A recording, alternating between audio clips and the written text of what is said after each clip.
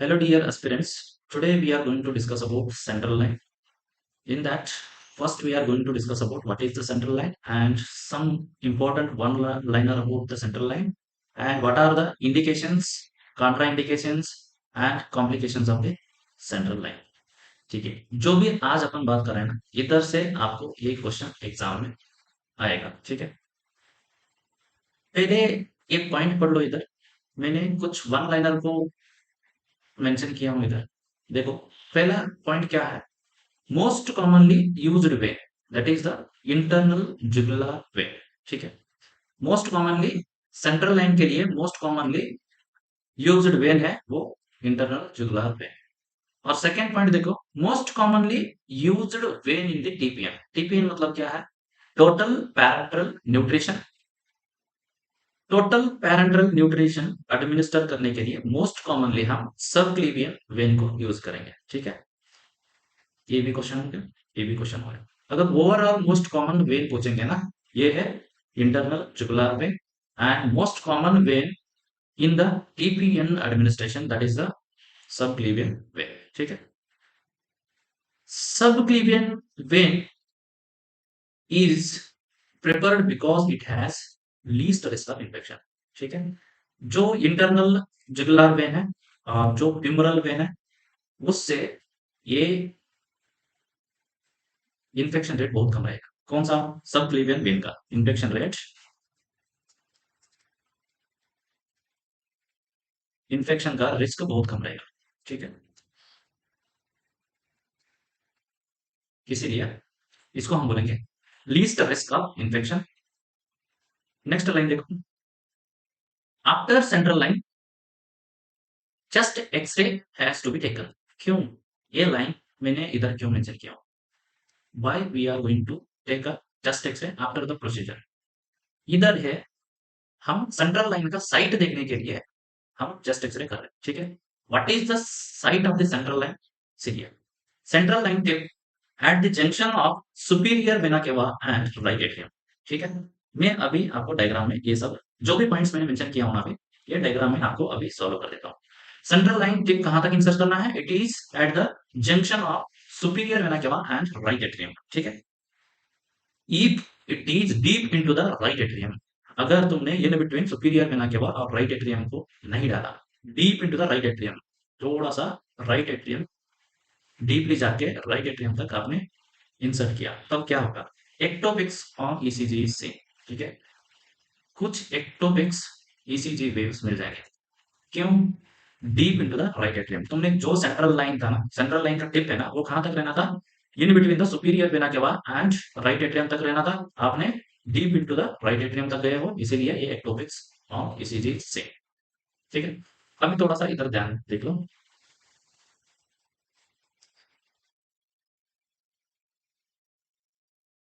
ये है हमारा, क्या है ये? Internal jugular vein. ठीक है, कौन सा internal jugular when? It is a right internal jugular when.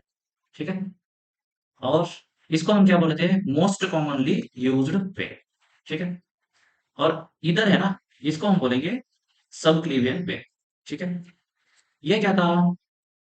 Least risk of infection. क्या था ये? Least risk of infection. ठीक है, और tip of the central line, थोड़ा सा जूम करके देखो. Tip of the central line कहां तक रहना था? मैंने बोला था this is a right atrium and ये है सुपीरियर वेना के बाद, ये दोनों का बीच में टिप आना है. ठीक है, tip of the central line क्या था? साइड सेंट्रल लाइन का टिप का साइड क्या था? It is a junction between superior vena के बाद एंड राइट एट्रियम. ठीक है, ये हो गया. Most commonly used when in TPN, वो कौन सा था हमारा? वो भी यही था. Most commonly used when in TPN. TPN. ठीक है, टोटल पैरेंटल न्यूट्रिशन, वो भी कौन सा था? सब क्लीवेज वेव था. टीपीएन क्या होता है? बहुत लोगों ने देखा होगा. ये है टीपीएन का इमेज, ये एग्जाम में आ सकता है. ये जो क्लियर लिक्विड का पार्ट है ना, इसको, इसका कंटेंट ये रहेगा. क्या रहेगा? अमाइनो एसिड कंटेंट रहेगा ये. और ये व्हाइट वाला पार्ट है ना, ये फैट कंटेंट रहेगा. Fat content. ठीक है, ये हो गया टीपीएन। इसको एडमिनिस्टर करना है तो हमारा मोस्ट कॉमनली वेन, कौन सा वेन चूज करेंगे हम? Circulated when. ठीक है, चलो हो गया। Indications of central line. Central line का इंडिकेशंस क्या क्या है एक बार देख लो इधर। पहला इंडिकेशन ये है, prolonged paralytic ileus. Paralytic ileus is a complication of operation surgery, post surgery. ठीक है, पोस्ट सर्जरी का कॉम्प्लिकेशन है पैरालाइटिक इलियस। ये एक्चुअली लेस देन 72 आवर्स में पैरालाइटिक इलियस सॉल्व हो जाना चाहिए, ये सॉल्व नहीं हुआ। Behind the 22 hours after the surgery, till that paralytic ileus is not solved. That's why we are using here TPN. TPN के लिए हम central line डाल रहे हैं। What is the indications? First indication, that is the paralytic ileus, prolonged paralytic ileus, that is the behind the 22 hours after the surgery. Paralytic ileus एक post operative complication है, ये post op complication. ठीक है, और more than 72 hours हुआ है, अभी तक पैरालाइटिक इलियस सॉल्व नहीं हुआ है, इसीलिए हम पेशेंट को कुछ नहीं देंगे, एनपीएम रखेंगे और टीपीएन स्टार्ट करेंगे। टीपीएन स्टार्ट करना है तो हमको टीपीएन कहाँ देना है? टीपीएन देना है सेंट्रल लाइन पे देना। इसीलिए हमारा पहला इंडिकेशन सेंट्रल लाइन का ये हो गया, प्रोलॉन्ग्ड पैरालाइटिक इलियस। ठीक है, सेकेंड कौन सा है? Short bubble syndrome. थर्ड कौन सा है? High output faecal fistula. मतलब इसका मतलब क्या है? ये है स्टोमा। कोलोस्टोमी पता है तो आपको, उसी का बात हो रहा है इधर।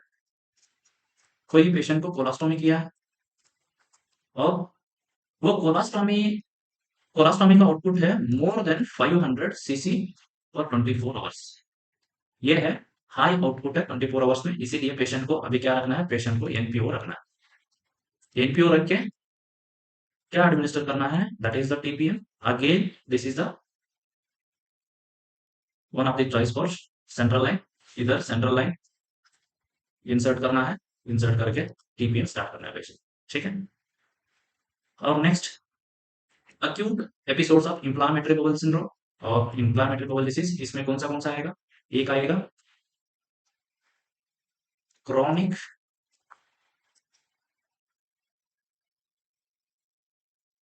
पहले आएगा इधर क्रॉन्स डिसीज आएगा,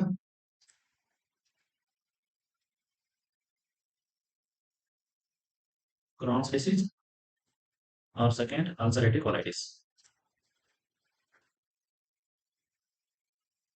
इधर पेशेंट को हम एनबीएम रखेंगे,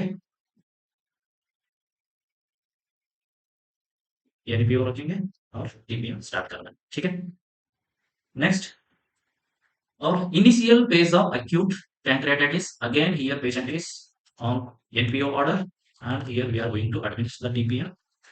टीपीएन के लिए हम सेंट्रल लाइन डालेंगे। ठीक है, वैसोप्रेसर सपोर्ट। वैसोप्रेसर कौन सा इधर इधर है? नोरैट, डोपामाइन, डोबुटामाइन, ये सब के लिए हमारा सेंट्रल लाइन चॉइस रहेगा। ठीक है, और CBP monitoring, central venous pressure को मॉनिटर करने के लिए हम सेंट्रल लाइन यूज करेंगे।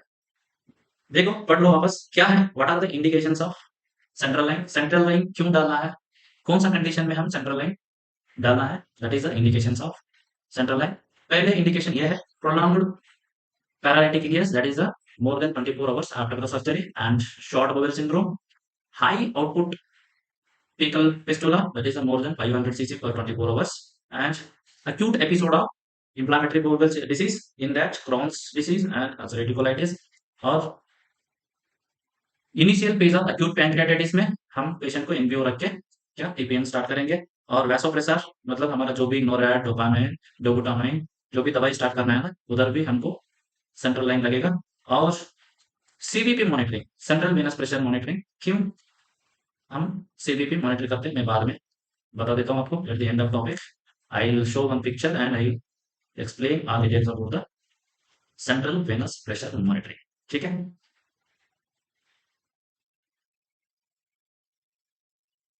थोड़ा सा जो ये स्क्वायर बॉक्स है ना, इधर थोड़ा सा ध्यान दे देना, आपको सब समझ में आ जाएगा। ठीक है,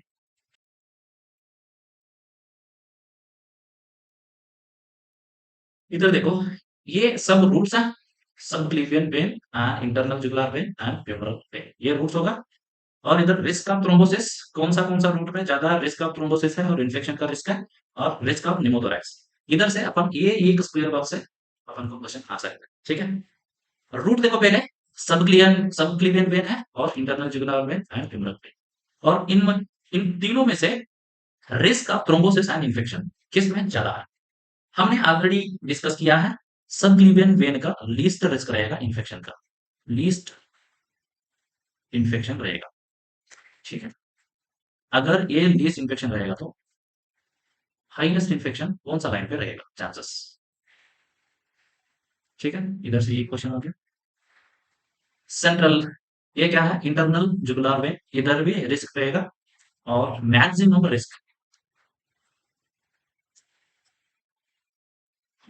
रिस्क रहेगा कहाँ, फ्यूमरल वेन में। क्यों इधर मैक्सिमम रिस्क रहेगा? Femoral vein is a near to the groin region, because it is near to groin region, ठीक है। It is a near to groin region, that's why it is increased chance of infection here, that is the femoral line। इधर से भी एक question लिखो, ठीक है। Question आएगा, हाईएस्ट रिस्क कौन सा सेंट्रल लाइन पे रहेगा, that is the femoral line पे रहेगा। और लीस्ट रिस्क रहेगा, that is the subclavian vein, ठीक है। नेक्स्ट देखो, रिस्क ऑफ निमोथोरैक्स, लिखो इधर, रिस्क ऑफ निमोथोरैक्स रहेगा। हाईएस्ट रिस्क कहाँ रहेगा? सबक्लीवियन वेन, मतलब हम इधर ही बिलो द क्लेविकल पंक्चर कर रहे थे वेन को। तब क्या कर सकते हैं, हम चेस्ट को भी पंक्चर कर सकते हैं। अगर चेस्ट को पंक्चर कर दिया तो क्या हो जाएगा, निमोथोरैक्स हो जाएगा। तो मैक्सिमम रिस्क इधर रहेगा निमोथोरैक्स का, मैक्सिमम रिस्क कहाँ रहेगा, that is the subclavian vein. इधर से क्वेश्चन एक मार्क करो। Highest risk of pneumothorax is, that is the subclavian vein puncture, ठीक है। और जुगुलर वेन में भी होगा। और इधर तो निमोथोरैक्स को कुछ लेना देना नहीं है फ्यूमरल, क्योंकि pneumothorax is related to chest, but femoral line कहाँ है हमारा, लोअर लिम्स में है, ठीक है। इधर थोड़ा सा मार्क करो, इधर से क्वेश्चन ऑलरेडी मैंने वन लाइनर पे मेंशन किया हूं, फिर भी इधर क्वेश्चन लिखो। Most common used in total parental nutrition, total parental nutrition that is the TPN में हम कौन सा लाइन मोस्ट कॉमनली यूज कर रहे हैं, दैट इज द सबक्लीवियन पे, ठीक है। इधर भी आ गया ना। और most common used when overall, overall most common when कौन सा है सेंट्रल लाइन में, that is the internal jugular vein, ठीक है। ये बॉक्स में आपको 4 to 5 क्वेश्चन आ सकता है, ठीक है। समझ गया? आगे चले, चलो। नेक्स्ट है कॉम्प्लिकेशंस ऑफ सेंट्रल लाइन। हमने ऑलरेडी कुछ कॉम्प्लिकेशंस को ऑलरेडी देखे हुए हैं। और इधर देखो, आर्टेरियल पंक्चर, फर्स्ट कॉम्प्लिकेशन रहेगा हमारा आर्टेरियल पंक्चर। हमको सेंट्रल लाइन कहाँ डालना है, वेन्स में डालना है। गलती से कॉम्प्लिकेशन ये हो सकता है, आर्टेरियल पंक्चर हो सकता है। आर्टेरियल पंक्चर हुआ है करके कैसे पता चलेगा हमको? एक साइन ये है, ब्राइट रेड रहेगा ब्लड, ब्राइट रेड ब्लड रहेगा। और पल्सटाइल, ये सिरिंज में जब आप तुम एस्पिरेट कर रहे हो ना ब्लड, पल्सटाइल नेचर रहेगा।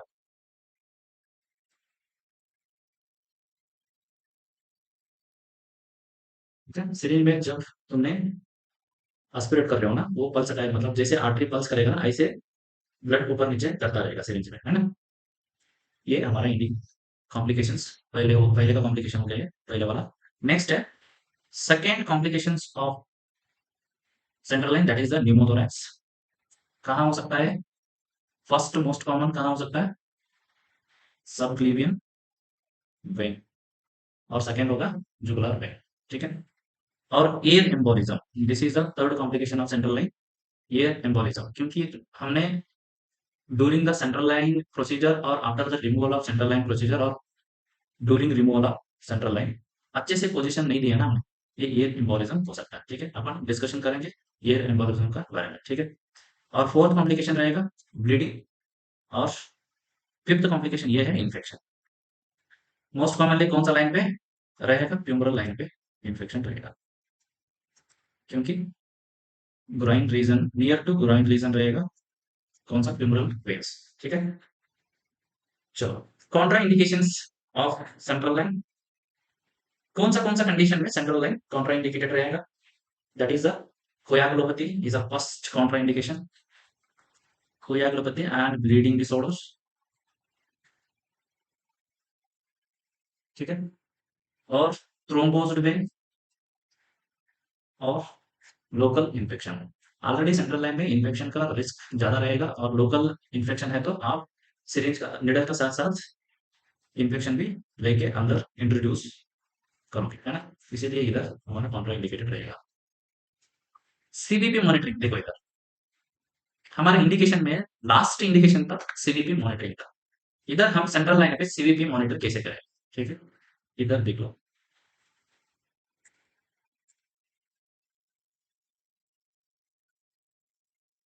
Patient should be in supine position. ठीक है, सीबीपी मॉनिटरिंग का पोजीशन देखो कैसा है, patient should be in supine position और अप टू 0 to 30 डिग्री तक हम हेड एलिवेशन कर सकते हैं। आप सुपाइन पोजीशन में रखोगे ना तो भी ठीक है, और 0 to 30 डिग्री तक हेड एलिवेशन हम दे सकते हैं। हाँ, और align the zero reference point at the phlebostatic axis, ये है ना, इधर से ये क्वेश्चन आया था सीएनसीआई में, कब, 2020 में एग्जाम हुआ था ना सीएनसीआई का। ये प्लेबोस्टैटिक एक्सिस मतलब क्या है, इधर से क्वेश्चन आया था। और प्लेबोस्टैटिक एक्सिस में fourth intercostal space and mid axillary line को याद रखना है। ठीक है, what is the position of CVP monitoring, that is a patient is in supine position or 0 to 30 degree head elevation and plebostatic axis, what is the plebostatic axis, अपन नीचे diagram देखो, ये एक लाइन फोर्थ इंटरकोस्टल स्पेस में खींचेंगे, ये है हमारा fourth intercostal space है ना, उधर एक लाइन खींचेंगे और मिड एक्सिलरी पे एक लाइन खींचेंगे, एक लाइन खींचेंगे। ठीक है, this is the mid axillary line, ये दोनों इधर कनेक्ट हो रहा है ना, इसको हम बोलेंगे प्लेबोस्टैटिक एक्सिस। इधर से हम सीबीपी, अगर ये पोजीशन में रहेगा ना तब भी हमारा सीबीपी मॉनिटरिंग मतलब एग्जैक्ट लेवल पता चल जाएगा कितना है, सीबीपी मतलब सेंट्रल वेनस प्रेशर एग्जैक्ट पता चलेगा ये पोजीशन में। ठीक है, प्लेबोस्टैटिक एक्सिस मतलब समझ गया क्या है, fourth intercostal space and mid axillary line पे सीबीपी मैनोमीटर रखना है और चेक करना है। ठीक है, नेक्स्ट इधर देखो, the normal CBP range, normal CBP range क्या रहेगा, देखो इधर नॉर्मल सीबीपी रेंज है 4 to 12 mm एचडी, ये है नॉर्मल सेंट्रल लाइन प्रेशर। ठीक है, अगर less than 4 mm of H रहेगा ना, इसको हम कहाँ देखते हैं, less than 4 mm of H central venous pressure हम देखेंगे एक हाइपोवोलेमिया में। ठीक है,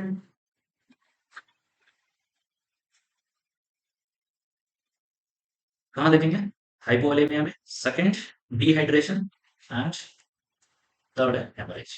इधर देखो तीनों में ब्लड वॉल्यूम कम हो रहा है, हाइपोवोलेमिया में ब्लड वॉल्यूम कम है, डिहाइड्रेशन में इधर भी ब्लड वॉल्यूम कम हो रहा है, और हेमरेज होकर ब्लड सब बाहर गया है और इधर भी ब्लड वॉल्यूम कम हो गया तो क्या हो जाएगा, सीबीपी का प्रेशर सेंट्रल वेनस प्रेशर भी कम रहेगा, कितना रहेगा, लेस देन 4 mm ऑफ एक्सी रहेगा। ठीक है, अगर central venous pressure more than 2 रहेगा तो कौन सा कंडीशन में हम इंक्रीज सेंट्रल वेनस प्रेशर देखेंगे। ठीक है, पहले ये है फ्लूइड ओवरलोड, और सेकंड है right heart failure, third pulmonary hypotension and fourth cardiac tamponade. और आपने पढ़ा होगा फ्लूइड ओवरलोड में भी जुगुलार वेनस डिस्टेंशन मिलेगा, और राइट साइडेड हार्ट फेलियर में भी जुगुलार वेनस डिस्टेंशन मिलेगा, और कार्डियक टेम्पोनेट में भी मैंने ऑलरेडी एक कार्डियक टेम्पोनेट एक्सप्लेन किया हूँ, उधर भी जुगुलार वेन डिस्टेंशन था। जुगुलार वेन मतलब ऑलरेडी एक्सप्लेन किया हूँ मैंने, ये होता है जुगुलार वेन इधर,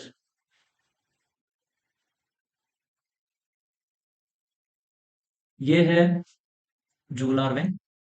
ये डिस्टेंडेड है, कहाँ था डिस्टेंडेड? एक राइट साइडेड हार्ट फेलियर मतलब right atrium, this is a right ventricle, right ventricle pump नहीं कर रहा है, पंप नहीं कर रहा है तो ब्लड इधर एक्यूमुलेशन हो गया, राइट एट्रियम में भी हो गया, वापस कहाँ एक्यूमुलेट हो रहा है? सुपीरियर वेना केवा में होकर जुगुलार वेन में ब्लड एक्यूमुलेशन हो रहा है। इसको हम बोलेंगे डिस्टेंशन ऑफ नेक वेन्स। ठीक है, ये कहाँ कहाँ मिल रहा था? राइट साइडेड हार्ट फेलियर और कार्डियक टेम्पोनेट में, ऑलरेडी मैंने एक्सप्लेन किया। ठीक है, कहाँ मतलब डिस्टेंडेड मतलब इधर कितना रहेगा? More than 12 mm of XD रहेगा, सेंट्रल वेनस प्रेशर। ठीक है, और पल्मोनरी हाइपरटेंशन में भी रहेगा। हो गया।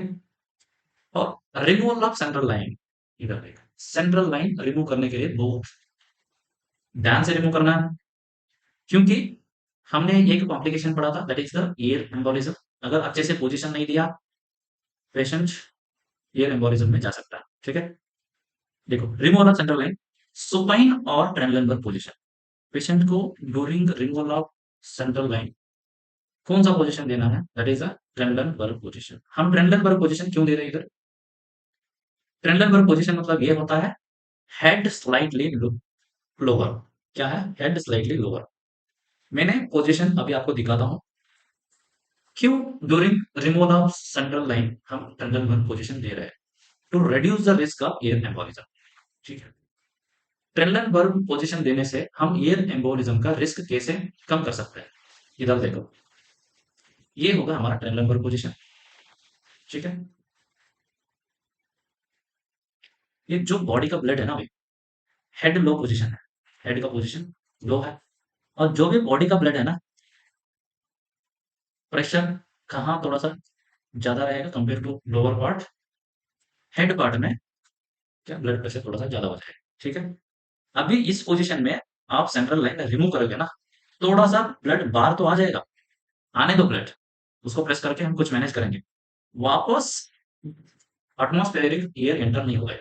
ठीक है, पहले देखो पोजीशन क्या है, ट्रेनलेंबर पोजीशन है। What is the Trendelenburg position? That is the head low position. Patient का हेड थोड़ा सा लो है, और जो भी बॉडी का ब्लड है ना, रिवर्स आ रहा है, मतलब हेड लो किया है, हेड का तरफ जो सब बॉडी का ब्लड आ रहा है।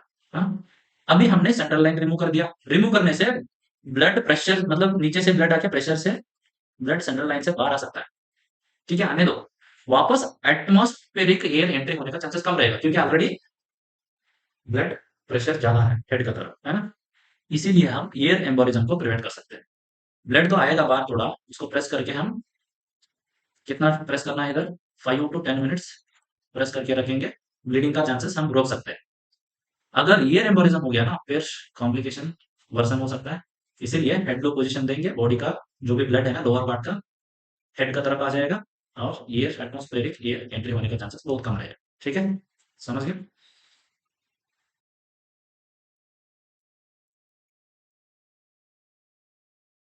ठीक है, समझ गया ना what is the Trendelenburg position, हम कैसे एयर एम्बोलिज्म को रोकना है। देखो इधर, next ask the patient to hold their breath. Patient को इंटरनल जुगुलर वेन में सेंट्रल कैथेटर है, नहीं तो कहाँ है? सब क्लीवेर वेन कैथेटर है। तब पेशेंट को क्या बोलना है?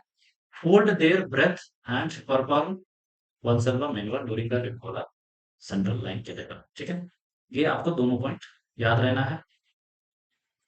ये समझ में आया कि नहीं आया? और एक बार बता देता हूँ, देखो कैसे इधर ट्रिंडलबर्ग पोजीशन में हम कैसे एयर एम्बोलिज्म को रोक सकते हैं। ठीक है, देखो ये है Trendelenburg position. What is the Trendelenburg position? Head low, patient कैसा है? देखो इधर ये पिक्चर है ना, इसको ट्रिंडलबर्ग पोजीशन बोले, क्योंकि इधर हेड लो पोजीशन है पेशेंट का। ठीक है, हेड लो है तो जो बॉडी का लोअर पार्ट से ब्लड आएगा ना, ऐसे आएगा, हेड का तरफ थोड़ा सा प्रेशर ज्यादा हो जाएगा। अब आपको क्या करना है? सेंट्रल लाइन रिमूव करना है। रिमूव कर दिया तो वापस एटमॉस्फेरिक एयर है ना सेंट्रल लाइन में एंट्री नहीं हो सकता है, क्योंकि ऑलरेडी प्रेशर इधर ज्यादा है, बॉडी का लोअर पार्ट से ब्लड बाहर आ रहा है। ठीक है, तो ये एयर एंट्री होने का चांसेस कम रहता है, इसीलिए ट्रेंडलबर्ग पोजीशन में और हेड लो पोजीशन में हमको सेंट्रल लाइन कैथेटर को रिमूव करना है। ठीक है, नेक्स्ट ये कौन सा पोजीशन है? ये है सेमी पोलस पोजीशन। अगर सेंट्रल लाइन रिमूव करते वक्त सेमी पोलर पोजीशन दे देंगे ना, क्या हो जाएगा कॉम्प्लिकेशन? देखो इधर है सेंट्रल लाइन, ठीक है, इधर सेंट्रल लाइन है, आपने सेमी पोलर पोजीशन दे दिया, ब्लड कैसे जा रहा है? प्रेशर हेड का तरफ प्रेशर कम हो गया, क्योंकि हेड एलिवेटेड है इधर, और आपने सेंट्रल लाइन रिमूव कर दिया, प्रेशर इधर कम हो गया ना, इधर से एटमॉस्फेरिक एयर एंट्री हो सकता है, ठीक है, इसीलिए सेमी पोलर पोजीशन कभी नहीं दिया। देखो इधर, अगर हमने गलत पोजीशन में सेंट्रल लाइन को रिमूव कर दिया है, पेशेंट को अभी एयर एम्बोलिज्म हुआ है, इसको क्या कैसे मैनेज करना है? इधर पोजीशन क्या है? लेफ्ट लैटरल ट्रेंडलबर्ग पोजीशन है, मतलब पेशेंट लेफ्ट लैटरल में है, और ट्रेंडलबर्ग पोजीशन मतलब हेड लो पोजीशन में है। अगर ईयर एम्बोलिज्म हुआ है करके आप सस्पेक्ट कर रहे हो ना, सडनली पेशेंट को पोजीशन ऐसे देना है, कौन सा position? Left lateral and Trendelenburg position. Air embolism हुआ है करके कैसे पता चलेगा आपको? सेंट्रल लाइन रिमूव होने के बाद में पेशेंट को टैकीकार्डिया होगा, ठीक है, और क्या होगा? हाइपोटेंशन होगा, और होगा डिस्निया होगा पेशेंट। अगर ये तीनों साइंस एंड सिम्टम्स मिलेगा ना after the removal of CVP, हमको ईयर एम्बोलिज्म को सस्पेक्ट करके पोजीशन देना है, सडनली पेशेंट को लेफ्ट साइड टर्न करना है and elevate the put and, ठीक है, पुट एंड को एलिवेट करना है और लेफ्ट पोजीशन देना है, ठीक है, लेफ्ट लैटरल पोजीशन। अगर आपको ऑप्शन में ईयर एम्बोलिज्म का पोजीशन में क्वेश्चन आ गया, ऑप्शन में दोनों है, पहले क्या है? लेफ्ट लैटरल पोजीशन है, एक्चुअली दोनों साथ में ही देना होता है ऐसे पोजीशन, कौन सा पोजीशन बोलेंगे आप? लेफ्ट लैटरल ट्रेंडलबर्ग पोजीशन, मतलब लेफ्ट लैटरल को देना है और पुट एंड को एलिवेट करना है, ठीक है, ये हमारा ईयर एम्बोलिज्म का पोजीशन है, दोनों मिलके ही आएगा वो ऑप्शन में। अगर ऐसा नहीं आया, सेपरेट सेपरेट आ गया, तो लेफ्ट लैटरल पोजीशन और ट्रेंडलबर्ग पोजीशन ऐसा आ गया ना, फर्स्ट अपन को टिक करना है लेफ्ट लैटरल पोजीशन। क्यों लेफ्ट लैटरल पोजीशन टिक कर रहे हैं मैं बोलता हूँ, ठीक है, अगर दोनों ऑप्शन में आया ना, हमारा प्रायोरिटी रहेगा लेफ्ट लैटरल पोजीशन, ये एम्बोलिज्म है। अगर नॉर्मल पोजीशन पूछेंगे ना, इसे ही left lateral position and head low position और लिम्ब एलिवेटेड पोजीशन, ठीक है, ये है ना अभी पेशेंट ऐसा है, हेड का तरफ लो है पोजीशन और फुट एंड कैसा है? एलिवेशन है, ये एम्बोलिज्म का पोजीशन हो गया।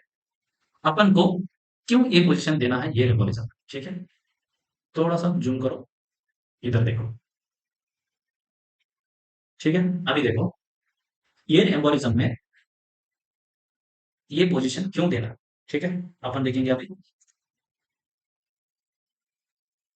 एक जग ले लेना, उसमें पानी डाल दो, ठीक है, पानी डाल दिया, और जो पानी डालने के बाद में कुछ एयर बबल्स आएंगे, एयर बबल्स कहाँ रहेगा? तो वाटर सरफेस रहेगा ना, उसका ऊपर एयर बबल्स रहेगा, एयर बबल्स कहाँ है? सरफेस ऑफ द वाटर में एयर बबल्स है, ठीक है, ये नीचे जा सकते हैं क्या? नहीं जाएगा, क्योंकि ये वेटलेस है, ऊपर ही रहेगा, पानी का सरफेस में ही रहेगा, ठीक है। ऐसे हार्ट में इधर देखो, अभी एयर आ गया, एयर एम्बोलिज्म होके एयर एंट्री हो गया, कहाँ आ गया? राइट एट्रियम में आ गया, ठीक है, एयर, ये एयर बबल समझो, और कहाँ से आ गया? राइट एट्रियम से राइट वेंट्रिकल में आ गया, ऊपर ही है ये, ठीक है, ये समझो ये सब ब्लड है, इतना भरा हुआ है ब्लड, ये ब्लड का ऊपर कौन सा है? एयर एम्बोलिज्म, मतलब ये एयर बबल है, एयर बबल कहाँ है? इधर भी ब्लड का ऊपर ही रहेगा, सरफेस ऑफ द ब्लड रहेगा, इधर सरफेस ऑफ द वाटर में एयर बबल्स थे, इधर है ब्लड का सरफेस में वाटर, ये एयर बबल है। अभी लेफ्ट वेंट्रिकल कॉन्ट्रैक्ट करेगा ना, ये सीधा जाएगा, कहाँ जाएगा? लंग्स में जाके, लंग्स में जाके एयर एम्बोलिज्म को कॉज कर सकता है, ठीक है, ये है ना एयर बबल है, सीधा लंग्स में जाके एयर एम्बोलिज्म को कॉज कर सकता है। अभी अपन को क्या करना है? इसको जो सीधा है ना अभी हार्ट, इसको ऐसे लेफ्ट लैटरल पोजीशन देना है और फुट एंड एलिवेशन करना है, तब क्या हो जाएगा? पोजीशन ये आ जाएगा, राइट एट्रियम और राइट वेंट्रिकल का पोजीशन ऐसे आ जाएगा, ठीक है, आ गया तो जो सुपीरियर वेना केवा से एयर बबल एंट्री हुआ था ना, वो राइट एट्रियम में आएगा, राइट एट्रियम में होके राइट वेंट्रिकल में आएगा। अभी ब्लड कैसा है हमारा? ब्लड, ब्लड ऐसे है, क्योंकि हमने हार्ट का पोजीशन चेंज किया इधर, ठीक है, ऐसे होगा, और ब्लड का सरफेस में ये है एयर बबल है, हमने हार्ट का पोजीशन ऐसे दिया ना, लेफ्ट लैटरल पोजीशन हो गया, लेफ्ट लैटरल हो गया तो ये सब ब्लड हो गया, ये ब्लड का सरफेस में इधर आ गया एयर बबल। एयर बबल क्या होगा अभी, ये lateral side of the heart को और lateral side of right ventricle में टकरा के एयर बबल रप्चर हो जाएगा। ठीक है, रप्चर हो जाएगा। रप्चर हो गया तो एयर एम्बोलिज्म नहीं होगा। और जो ब्लड इजाकुलेट होगा ना इधर से, अभी राइट वेंट्रिकल से पहले ब्लड जाएगा, ये इधर ही रहेगा, ये इधर ही बच जाएगा। अगर रप्चर नहीं होगा ना, तब भी ये पहले ब्लड सब इजाकुलेट हो जाएगा और लास्ट ईयर बबल उधर ही रह जाएगा। ठीक है, उधर ही रह के बाद में रप्चर हो जाएगा। जो नया ब्लड एंट्री हो जाएगा ना अगले कार्डियक साइकिल में, वो टकरा के ईयर बबल को रप्चर कर देगा। ठीक है, इसीलिए हमको left lateral position is first priority रहेगा। अगर दोनों है ना, left lateral position and Trendelenburg position, ये तो आंसर बढ़िया आंसर हो गया। अगर दोनों ऑप्शन में है, सेपरेट सेपरेट ऑप्शन में, ऑप्शन 1 में, ऑप्शन 2 में ये लेफ्ट लैटरल पोजीशन दिया है और ट्रेंडुलर पोजीशन दिया, तब हमको पहले चॉइस है लेफ्ट लैटरल। क्योंकि लेफ्ट लैटरल पोजीशन दे दिया तो इधर लेफ्ट साइड मतलब lateral side of the right ventricle में ईयर बबल जाके टकरा के रप्चर हो जाए। ठीक है, ये हो गया मैनेजमेंट। और कुछ इमेजेस देखो इधर, इसको हम बोलेंगे, क्या बोलेंगे इसको, सेंट्रल लाइन किट बोलेंगे। और ये है सेंट्रल लाइन, ओपन करने के बाद में सेंट्रल लाइन ये रहेगा। इधर से भी इमेज बेस्ड क्वेश्चन आएगा। ये है हमारा सेंट्रल लाइन और ये सेंट्रल लाइन का किट है। और ये क्या है, ये राइट जुगुलर वेन और ये सब क्लीवेन वेन हो गया। और tip of the central line कहाँ तक रहना है, in between the junction of superior vena cava and right atrium. ठीक है, और नेक्स्ट ये कौन सा पोजीशन है, left lateral position with head low. Head low इसीलिए ले रहा है हम ये position to prevent the air embolism. Air embolism मतलब ये है ड्यूरिंग सेंट्रल लाइन रिमूवल आपने पोजीशन गलत पोजीशन दिया और ईयर एंट्री होके राइट एट्रियम में आ गया। राइट एट्रियम से राइट वेंट्रिकल से लंग्स में जाके एक बबल लंग्स में जाके उधर पर्टिकुलर पार्ट में गैसेस सेक्शन होने नहीं दे रहा है। ठीक है, इसको हम ईयर एम्बोलिज्म बोलेंगे। उसको प्रिवेंशन करने के लिए कौन सा पोजीशन दे रहे हैं हम, left lateral and head low position दे रहे हैं। ठीक है, और ये सेमीपोलर पोजीशन हो गया। ये ट्रेनलेनबर्ग पोजीशन है during the removal of central line, we are giving this Trendelenburg position. And कौन सा मैन्युअल यूज करना है, ब्रेथ होल्ड और वल्सरबर्ग मैन्युअल बोलेंगे अपन। और नेक्स्ट क्या है, सेंट्रल वेनस प्रेशर नॉर्मली कितना रहेगा, it is in between 4 to 12 mm of Hg. अगर लेस देन 4 रहेगा ना, बॉडी में फ्लूइड वॉल्यूम मतलब ब्लड वॉल्यूम कम है। कौन सा कंडीशन में कम हो सकता है, एक हाइपोलेमिया, डिहाइड्रेशन एंड हेमोरेज, इधर सेंट्रल वेनस प्रेशर कम रहेगा। और more than 12 mm of Hg मतलब इधर ब्लड वॉल्यूम ज्यादा रहेगा। कौन सा कंडीशन में, fluid overloaded and right heart failure, pulmonary hypotension and cardiac temper. ठीक है, और what is the position which is used during the CDP monitoring, that is the phlebostatic axis. What is the phlebostatic axis, it is the fourth intercostal space and mid axillary line। एक imaginary line खींचेंगे दोनों का बीच में, ये हो गया हमारा imaginary line। ये फोर्थ इंटरकोस्टल स्पेस हो गया, ये मिड एक्सिलरी लाइन हो गया। ये दोनों कनेक्ट हो रहा है ना, इसको क्या बोलेंगे, प्लेबोस्टैटिक एक्सिस बोलेंगे। ठीक है, ये होगा सीवीपी मॉनिटरिंग का साइट हो गया। और कंट्रा इंडिकेशन क्या है, कहाँ कहाँ हमने सेंट्रल लाइन नहीं करना है, ब्लीडिंग डिसऑर्डर में coagulopathy, that is we called as coagulopathy and thrombus vein और लोकल इन्फेक्शन। और कॉम्प्लिकेशंस क्या क्या था सेंट्रल लाइन करने से, एक आर्टेरियल पंचर हो सकता था। तो कैसे आइडेंटिफाई करना है, ब्राइट रेड ब्लड आ रहा है और पल्सेशन, ऐसे पल्सेशन आ रहा है सिरिंज में, it's indicate that we puncture the arterial vessel.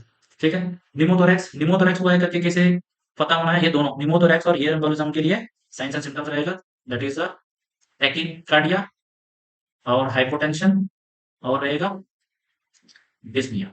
ठीक है, ये साइंस एंड सिम्टम्स को देख के हम निमोथोरैक्स हुआ है, नहीं है तो एयर एम्बोलिज्म। एयर एम्बोलिज्म होगा सेंट्रल लाइन रिमूव करने के बाद में, और ड्यूरिंग सेंट्रल लाइन होगा निमोथोरैक्स। ठीक है, और रूट क्या क्या था, हम कहाँ कहाँ सेंट्रल लाइन कर रहे थे, एक था हमारा route subclavian vein and internal jugular vein and third is the femoral vein. और मैक्सिमम रिस्क कहाँ था, इन्फेक्शन और थ्रोम्बोसिस रिस्क, मैक्सिमम रिस्क कहाँ है, that is the femoral vein. और लीस्ट इन्फेक्शन रिस्क है, that is the subclavian vein. And highest risk of pneumothorax, that is the subclavian vein। And overall most commonly used vein for central line, that is the internal jugular vein, and most commonly vein used during the transmission or administration of TPN, that is the subclavian vein। ठीक है, उधर से question आ जाएंगे। ठीक है, thank you all. And जो भी topic लेके आ रहे हैं ना हम लोग, बहुत सेलेक्टिव टॉपिक है, और इधर से क्वेश्चन तो पीछे भी बहुत क्वेश्चन आया हुआ है, और आगे फ्यूचर एग्जाम के लिए भी बहुत इंपॉर्टेंट रहेगा। ऐसे टॉपिक को हम लेके आते हैं। आप लोगों से ये रिक्वेस्ट है हमारा, क्लास को ज़्यादा ज़्यादा से शेयर करो, ताकि जो बाकी एस्पिरेंट्स है ना, उसको भी इसका बेनिफिट मिलना चाहिए। ठीक है, थैंक यू।